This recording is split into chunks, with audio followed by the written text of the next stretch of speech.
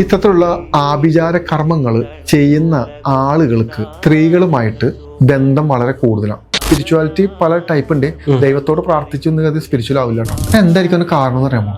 ഈ ബാധാദോഷം ബാധിക്കുന്ന ആൾക്കാളും കൂടുതൽ അവരുടെ കൂടെ നിൽക്കുന്ന ആളിലായിരിക്കും ഇതിന്റെ സിംറ്റംസ് കാണിക്കുന്നത്. ഇത്തരത്തിലുള്ള നെഗറ്റീവ് സോളുകളുടെ ഒരു പ്രത്യേകത എന്താന്ന് പറഞ്ഞു കഴിഞ്ഞാൽ, ഇവര് ആരുടെ ബോഡിയിലാണോ ആരുടെ എനർജിയിലാണോ ഇവര് ലയിച്ചിരിക്കുന്നത് ആ ബോഡിയിൽ ഇത് കാണിക്കൂല.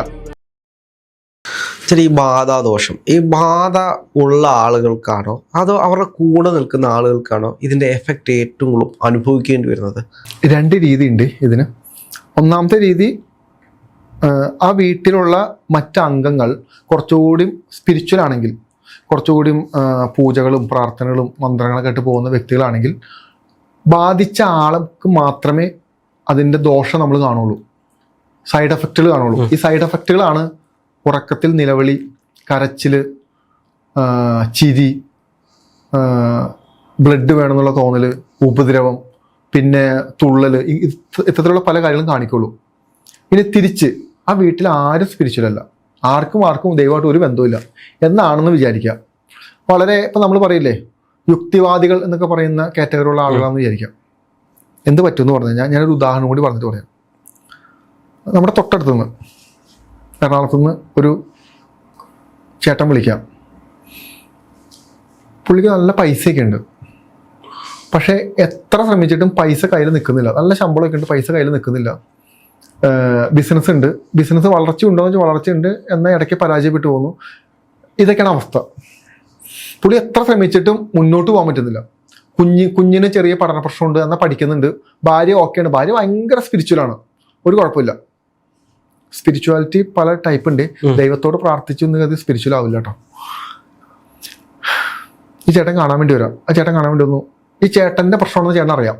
ചേട്ടൻ എൻ്റെ അടുത്ത് പറയാം, എനിക്ക് ഇന്ന പ്രശ്നങ്ങളും കാര്യങ്ങളൊക്കെ ഉണ്ട്, പൈസ ഉണ്ട്, പക്ഷേ ജീവിതത്തിൽ പൈസ നിൽക്കുന്നില്ല, അസുഖങ്ങളാണ്, എപ്പോഴും ബുദ്ധിമുട്ടുള്ള കാര്യങ്ങളാണ്, ഒരുപാട് അടുത്ത് പോയപ്പോൾ ബാധാദോഷമാണെന്ന് പറഞ്ഞു, അതാണെന്ന് പറഞ്ഞു, ഇങ്ങനെയാണെന്ന് പറഞ്ഞു, പൂജ ചെയ്യണമെന്ന് പറഞ്ഞു. ലക്ഷക്കണക്കിന് രൂപയാട്ടോ പൂജ ചെയ്യാൻ വേണ്ടി കൊടുക്കുന്നത്.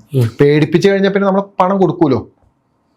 സംഭവം എന്താ? ഞാൻ പറഞ്ഞു ശരി. ആ ചേട്ടൻ പറഞ്ഞിരുന്നപ്പോൾ ഞാൻ പറഞ്ഞു, ചേട്ടൻ ഒരു കാര്യം ചെയ്യും, ചേച്ചിയുമായിട്ടൊന്ന് വരാമോ എന്ന് ചോദിച്ചു, വൈഫുമായിട്ടൊന്ന് വരാമോ എന്ന് ചോദിച്ചു. അതിനെന്താ പിന്നെ വൈഫുമായിട്ട് വന്നു. വൈഫുമായിട്ട് ഞാൻ വരാൻ പറഞ്ഞ എന്തിനാന്ന് ഞാൻ പറഞ്ഞുതരാം എന്ന് പറഞ്ഞാൽ എന്തിനാന്ന് പറഞ്ഞു കഴിഞ്ഞാൽ, ഇപ്പോൾ നമ്മുടെ വീട്ടിൽ നമ്മൾ കഷ്ടപ്പെടുന്നുണ്ട്, നമ്മൾ ഒരുപാട് ജോലിക്ക് പോകുന്നുണ്ട്, പൈസയൊക്കെ സമ്പാദിക്കുന്നത് എല്ലാം ചെയ്യുന്നുണ്ട്, പക്ഷെ നമ്മുടെ ജീവിതത്തിൽ വളരുന്നില്ല.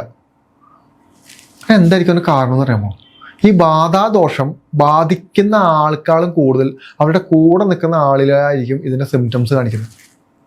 മനസ്സിലാവുന്നല്ലോ? ഞാൻ നേരത്തെ പറഞ്ഞ ചേട്ടൻ ആളെ വിളിച്ചുകൊണ്ട് വന്നപ്പോൾ നോക്കിയപ്പോൾ എന്താ, ചേച്ചി വളരെ പോസിറ്റീവാണ്, ചേച്ചി ഭയങ്കര ഓക്കെയാണ്, ചേച്ചിക്ക് ഭയങ്കര സ്പിരിച്വലാണ്, ചേച്ചിക്കാണ് ബാധാദോഷം. പക്ഷെ ലക്ഷണങ്ങളൊന്നുമില്ല, ഒരു പ്രശ്നങ്ങളുമില്ല. ഇത്തരത്തിലുള്ള നെഗറ്റീവ് സോളുകളുടെ ഒരു പ്രത്യേകത എന്താന്ന് പറഞ്ഞു കഴിഞ്ഞാൽ, ഇവര് ആരുടെ ബോഡിയിലാണോ ആരുടെ എനർജിയിലാണോ ഇവര് ലയിച്ചിരിക്കുന്നത് ആ ബോഡിയിൽ ഇത് കാണിക്കൂല. കാണിച്ചാൽ എന്താ പ്രശ്നം എന്നറിയോ? കാണിച്ചു കഴിഞ്ഞാൽ ഈ കാണിച്ച വ്യക്തികൾ അമ്പലങ്ങളിലോ മറ്റു പൂജകളോ മറ്റു കർമ്മങ്ങളോ ചെയ്യാൻ വേണ്ടി പോകും. തിരിച്ച് ഇപ്പൊ ഉദാഹരണം, ഇപ്പൊ രാഹുലിന്റെ വീട്ടില് മറ്റൊരാൾക്കാണ് പ്രശ്നം വരുന്നത് വയ്ക്കാം, പക്ഷെ രാഹുലിനായിരിക്കും തന്നെ എഫക്ട് ചെയ്യുന്നത്. പക്ഷെ അപ്പൊ എന്ത് സംഭവിക്കും? രാഹുൽ കിടന്ന് നെട്ടോട്ടം കിടന്ന് ഓടും.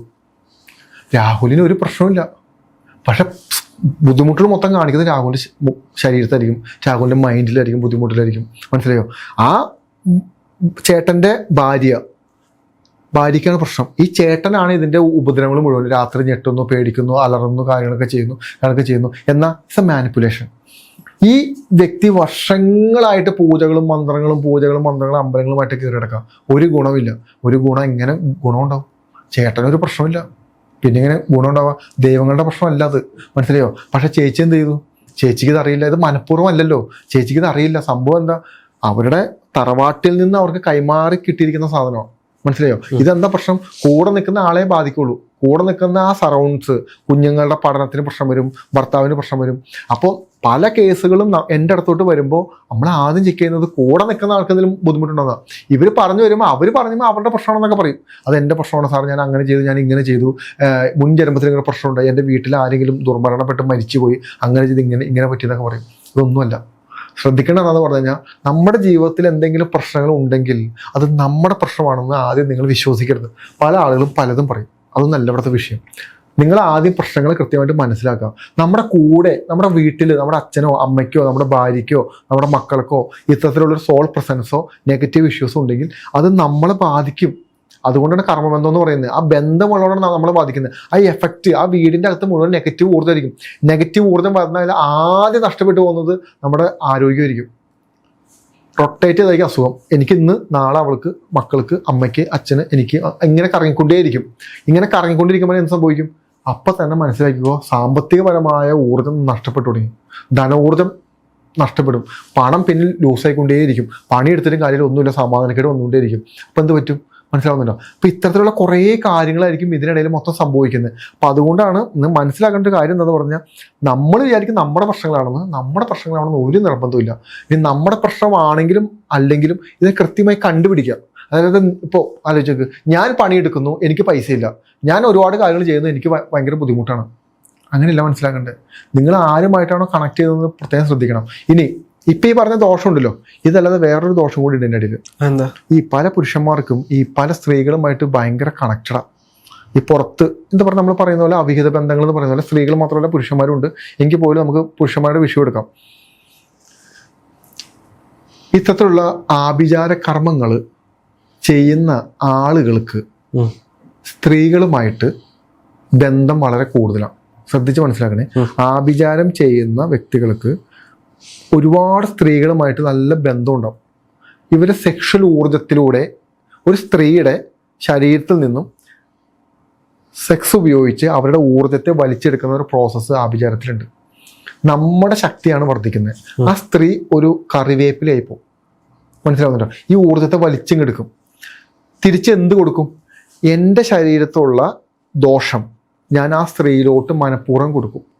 ഓക്കെ, ഈ സ്ത്രീ ഇതുകൊണ്ട് നടക്കും. ഈ സ്ത്രീക്ക് എന്ത് പറ്റും എന്ന് പറഞ്ഞു കഴിഞ്ഞാൽ, ഈ സ്ത്രീക്ക് സെക്ഷലി ആയിട്ടുള്ള തോട്ട്സുകളും ചിന്തകളും, കുറേ പുരുഷന്മാരായിട്ട് നടക്കുന്ന ചിന്തകൾ തന്നെയായിരിക്കും മൈൻഡിൻ്റെ അകത്ത്. ഭർത്താവോ കുഞ്ഞുങ്ങളോ അതൊന്നും ഒരു പ്രശ്നമേ ആയിരിക്കില്ല.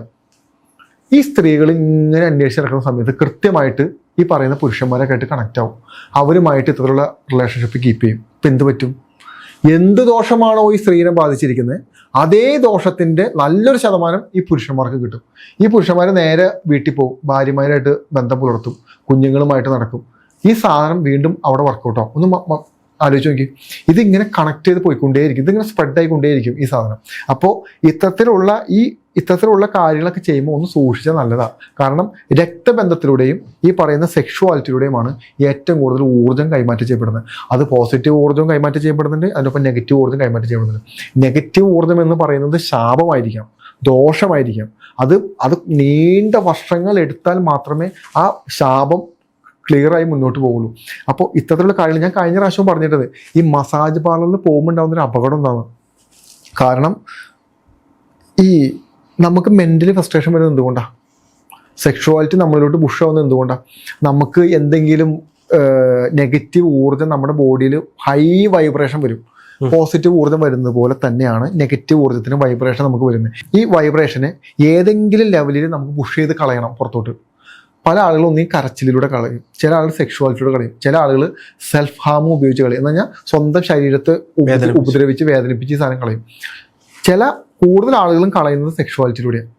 സെക്ഷുവാലിറ്റിയുടെ പുറം തള്ളപ്പെടുന്ന ഇത്തരത്തിലുള്ള കർമ്മം, ഇത്തരത്തിലുള്ള ദോഷങ്ങൾ ഓപ്പോസിറ്റ് നിൽക്കുന്ന പങ്കാളികൾക്ക് കിട്ടുന്നു മാത്രമല്ല, ആ പങ്കാളികളുടെ ഉള്ളിൽ അവരൊരു പരാജയമാണെന്നും ഇത് അവരെ കൊണ്ടൊന്നും പറ്റൂല എന്നും അവരൊരു സൂയിസൈഡ് ടെൻഡൻസിലോട്ട് പോവുകയും ചെയ്യും. ഇപ്പോഴത്തെ ഒരുപാട് കേസുകൾ വരുന്നുണ്ട്. ഇത് കണ്ടുപിടിക്കാൻ ഭയങ്കര ബുദ്ധിമുട്ടാവില്ലേ? ഒന്നാമത്തെ കാര്യം എന്ന് പറയുമ്പോൾ, ഇത് ഇവർ പറഞ്ഞു വരുമ്പോൾ ഇതൊന്നും ആയിരിക്കില്ല പറഞ്ഞു വരുന്നത്. ഇവർ വേറെ പല ഇഷ്യൂസ് പറഞ്ഞു വരുന്നത്. നമുക്ക് പണമില്ല, ശരി, നമ്മൾ പണിയെടുക്കുന്നു, നമുക്ക് പണമില്ല, ഇതായിരിക്കും ഇഷ്യൂ. ഇതല്ല ഇഷ്യൂ. ഇത് നമ്മുടെ ഇഷ്യൂവിൻ്റെ സൈഡ് എഫക്റ്റാണ്. പണമില്ലായ്മ സൈഡ് എഫക്റ്റാണ്. നമുക്ക് ആരോഗ്യം നഷ്ടപ്പെടുന്നത് സൈഡ് എഫക്റ്റാണ്.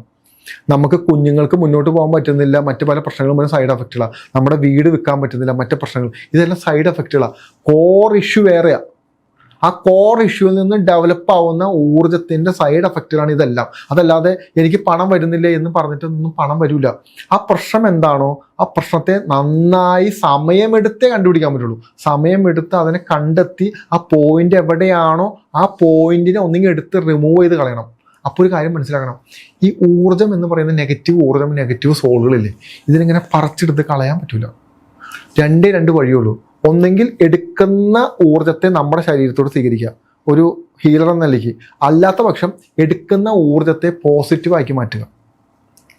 നെഗറ്റീവായിട്ട് ഇരിക്കുമ്പോഴാണല്ലോ ഇത് ദോഷം വരുന്നത്. ഇത് പോസിറ്റീവാക്കി മാറ്റിയ പ്രശ്നമില്ല. ഇതിന് ഒരുപാട് പ്രോസസ്സ് ഉണ്ട് ഈ സാധനം ചെയ്യാൻ വേണ്ടി. അപ്പോൾ ചെയ്യാൻ പറ്റുന്ന ഒരേ ഒരു കാര്യം, ഈ ഊർജ്ജത്തെ പോസിറ്റീവാക്കി മാറ്റിയതിന് ശേഷം നമ്മൾ ഈ അമ്പലങ്ങളിൽ കൊണ്ട് ഇരുത്താന്നൊക്കെ പറഞ്ഞ് കേട്ടിട്ടില്ലേ? അതെന്താ ശരിക്കും സംഭവിക്കുക? പൂജകൾ ചെയ്ത് ഒരു ബാധാദോഷമോ എന്തെങ്കിലും പ്രശ്നങ്ങളൊക്കെ ഉണ്ടെങ്കിൽ ആ ദോഷത്തെ പൂജകൾ ചെയ്ത് മന്ത്രങ്ങൾ ചെയ്ത് അതിനെ പോസിറ്റീവാക്കി മാറ്റി അതിനെ പോസിറ്റീവാക്കി കൊണ്ടിരുത്താം. അപ്പോൾ പ്രശ്നമില്ല. മനസ്സിലാവുന്നല്ലോ? ഇതേ കാര്യം തന്നെ നമുക്കും ചെയ്യാൻ പറ്റും. അപ്പോൾ പറഞ്ഞു തന്നെ എന്താന്ന് പറഞ്ഞു കഴിഞ്ഞാൽ, നിങ്ങളുടെ കഷ്ടപ്പാടുകളുടെ ഉത്തരവാദി നിങ്ങളാവണമെന്ന് ഒരു നിർബന്ധമില്ല. നമ്മൾക്ക് യൂട്യൂബ് നോക്കി ഈ അറിവില്ലാത്ത ആളുകളുടെ അടുത്തൊക്കെ പോകുമ്പോൾ ഒരുപാട് ലക്ഷണങ്ങൾ പറയും. ആ ലക്ഷണങ്ങളൊക്കെ നമുക്ക് ഉണ്ടെന്ന് വിചാരിക്കും. ഈ ലക്ഷണങ്ങളെല്ലാം വളരെ സ്വാഭാവികമായി ഉണ്ടാകുന്ന ലക്ഷണങ്ങളാണ്. മനസ്സിലാവുന്നുണ്ടോ? ഈ ലോകത്ത് നടക്കുന്ന ഏതൊരു വ്യക്തിയോട് ചോദിച്ചാലും പൈസയ്ക്ക് പ്രശ്നം ഉണ്ടാവും. ശരിയല്ലേ? പണിയെടുത്താലും പൈസ ഇല്ലായ്മ പ്രശ്നം ഉണ്ടാവും. ആരോഗ്യപരമായ പ്രശ്നങ്ങളില്ലാത്ത ഏത് മനുഷ്യരല്ലേ? ഈ കൊലപാതകങ്ങൾ പോട്ടെ, ഈ ആത്മഹത്യകൾ നടക്കാത്ത വീടുകൾ ഏതോളെ, ദുർമരണങ്ങൾ നടക്കാത്ത വീടുകൾ ഏതോളെ, എല്ലാ വീട്ടിലും നടന്നിട്ടുണ്ട്. ഇത് വളരെ കോമണാണ്. ഈ കോമൺ ഫാക്ടേഴ്സ് വെച്ചിട്ട് നമുക്ക് ഇതിനെ കണക്ട് ചെയ്യാൻ പറ്റില്ല. നമ്മൾ അനുഭവിക്കുന്നുണ്ടോ, നമുക്കത് സംഭവിക്കുന്നുണ്ടോ എന്നുള്ളതാണ് ഇമ്പോർട്ടൻറ്റ്. മനസ്സിലായോ? അതല്ലാതെ നിങ്ങളുടെ വീട്ടിൽ ദുർമരണം സംഭവിച്ചെന്ന് കരുതിയിട്ട് ആ ആത്മാവ് ദുരാത്മാവാണെന്ന് നിർബന്ധമൊന്നുമില്ല. അത് തെറ്റായ ധാരണയാണ്. മനസ്സിലാവുന്നുണ്ടോ? പക്ഷെ നമുക്ക് ഇതിനോടൊക്കെ കണക്ട് ചെയ്യുമ്പോൾ ഓക്കെ, സിംറ്റംസ് എല്ലാം ഓക്കെയാണ്, തെളിവുകളെല്ലാം ഓക്കെയാണ്, ഇങ്ങനെയൊക്കെ സംഭവിച്ചിട്ടുണ്ട്. അങ്ങനെയില്ല. സംഭവിക്കുന്ന കാര്യത്തിൽ നമ്മൾ എവിടെ നിൽക്കുന്നു എന്നുള്ളത് മനസ്സിലാക്കണം. നമ്മുടെ അച്ഛനും അമ്മയ്ക്കും പ്രശ്നമുണ്ടോ? ഓക്കെ. നമ്മുടെ വീട്ടിലുള്ള നമ്മുടെ കുഞ്ഞുങ്ങൾക്കും ഭാര്യയ്ക്കും പ്രശ്നമുണ്ടോ? നമ്മുടെ സഹോദരങ്ങൾക്ക് പ്രശ്നമുണ്ടോ? നമുക്ക് ആരോഗ്യപരമായ പ്രശ്നമുണ്ടോ? എന്നൊക്കെ ആ എനർജി വേരിയേഷൻ ചെക്ക് ചെയ്താൽ മാത്രം മതി. അതല്ലാതെ വല്ലതും പറഞ്ഞു എന്ന് കേട്ടിട്ടൊന്നും എടുത്ത് ചാടണ്ട. രണ്ടാമത്തെ കാര്യം, ഇത് നിങ്ങളുടെ പ്രശ്നമാണോ എന്ന് ആദ്യം നിങ്ങൾ മനസ്സിലാക്കിയതിന് ശേഷം മാത്രം നിങ്ങൾ പൈസ കൊണ്ട് കൊടുക്കുകയോ പൂജ ചെയ്യോ മന്ത്രം ചെയ്യോ പറഞ്ഞു എന്നുള്ളൂ. ഇപ്പോൾ ഈ പൂജ മന്ത്രം ചെയ്യേണ്ടെന്ന് പറയുമ്പോൾ തന്നെ എന്നോട് ഒരുപാട് ആളുകൾക്ക് ഒരുപാട് ഇഷ്ടക്കുറവുണ്ട്. ചെയ്യേണ്ടെന്നല്ല ഞാൻ പറയുന്നത്, പ്രശ്നങ്ങളെ കണ്ടെത്തിയതിന് ശേഷം ചെയ്യൂ. അതായത് വെറുതെ പോയി വല്ലവരും പറഞ്ഞു കേട്ട് ചെയ്യുക. കാരണം എൻ്റെ അടുത്ത് വരുന്നത് എന്തുകൊണ്ടാണെന്ന് വീണ്ടും പറഞ്ഞു വരാവൂലേ? ഒരുപാട് മനുഷ്യർ വന്നിരുന്ന് കരയാ, ലക്ഷക്കണക്കിന് രൂപ താലിമാല വിറ്റ്, വീട് പണയം വെച്ച് ലക്ഷക്കണക്കിന് രൂപ കൊണ്ട് ഇത്തരത്തിലുള്ള ആളുകൾ പറ്റിക്കുന്ന ആളുകളുടെ അടുത്ത് കൊണ്ട് കൊടുത്ത് ചതിക്കപ്പെട്ട മനുഷ്യർ ഒരു പോലീസ് സ്റ്റേഷനിൽ പോയി പരാതിപ്പെടാൻ പറ്റില്ല. പൂജ ചെയ്തിട്ട് വർക്കൗട്ട് ആയില്ലെന്ന് പറയാൻ പറ്റുമോ? പറയാൻ പറ്റില്ല. മകൻ്റെ കല്യാണത്തിന് അല്ലെങ്കിൽ മകളുടെ കല്യാണത്തിന് വീട് പണിക്ക് അല്ലെങ്കിൽ ഒരാളെ ചതിക്കാൻ വേണ്ടി പറ്റിക്കാൻ വേണ്ടി ലക്ഷക്കണക്കിന് രൂപയാണ് കൊണ്ടു കൊടുക്കുന്നത്. മനസ്സിലാവുന്നുണ്ടോ? റിവഞ്ച് വരാം. അത് സ്പിരിച്വൽ റിവഞ്ച് എന്ന് പറഞ്ഞ സാധനമുണ്ട്. ഈ സാധനം വർക്കൗട്ട് ആവുക. ഇത് വർക്കൗട്ടായിട്ട് അങ്ങ് ഇറങ്ങുക. ഇത് തകർക്കാൻ വേണ്ടി ആർക്കാ പോകുന്നത്? ചെയ്ത് വെക്കുന്ന കർമ്മങ്ങൾ മുഴുവനും ചെയ്യുന്ന ആൾക്കും കൊടുക്കുന്ന ആൾക്കും കിട്ടിയിട്ട് വീട്ടിലോട്ട് തിരിച്ചു കൊണ്ടുവരണം. ഒന്നുമില്ലാന്നേ. നമ്മളോടൊരു തെറ്റ് ആരെങ്കിലും ചെയ്തിട്ടുണ്ടെങ്കിൽ, നമ്മളോട് എന്തെങ്കിലും പ്രശ്നം ഉണ്ടെങ്കിൽ അത് ദൈവം നോക്കിക്കോളും. നമ്മൾ ഇതിൻ്റെ പുറകെ പോകുന്നു വേണ്ട. മനസ്സിലാവുന്നുണ്ടോ? ഇനി നമുക്കൊരു പ്രശ്നം നമ്മൾ അനുഭവിക്കുന്നുണ്ടോ, അത് ഈശ്വരൻ നന്നായിട്ട് കാണുന്നുണ്ട്. അത് ഈശ്വരൻ ഇത് അറിയാതെ പോകുന്നില്ല. നിങ്ങൾ അതിനെ മാക്സിമം ശ്രമിക്കുക. അതിനെ മാറ്റാൻ പ്രാർത്ഥനയിലൂടെയോ ജപങ്ങളിലൂടെയോ അല്ലെങ്കിൽ കൃത്യമായ സാധന ചെയ്തിട്ടോ അതിനെ മാറ്റാൻ ശ്രമിക്കുക. അതേ ഉള്ളൂ മാർഗം. നമ്മൾ സത്യസന്ധമായിട്ടിരിക്കുക. തനിയെ അത് പതുക്കെ റിമൂവ് ആയി പൊക്കോളും.